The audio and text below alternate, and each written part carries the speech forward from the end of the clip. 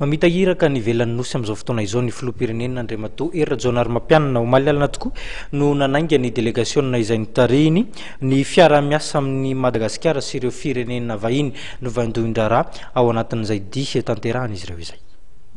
Malialina no nananga teny amin'ny Sainranam-piaramanidiny Vato ny filoham-pirenena Rajoelina Romampianina ny azo an'i Paris any la France ano ny diny izy ireo avy eo ho an'i Washington ny États-Unis. Délégation mafonja ahitana tompon'andraikitra malagasy 530 no miaradia amin'ny filoham-pirenena ao anatin'izay diany any États-Unis izay.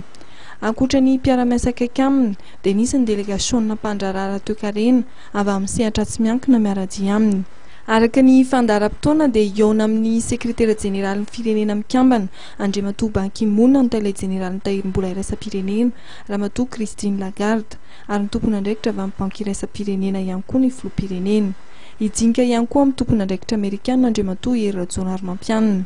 Anisan'ny tafiditra amin'ny olo-mpanjakana eo amin'ny filoham-pirenena malagasy ny sekretera-mpanjakana lefitra Amerikanina amin'ny sahanany Afrika Ramatoa Suzanne Rice.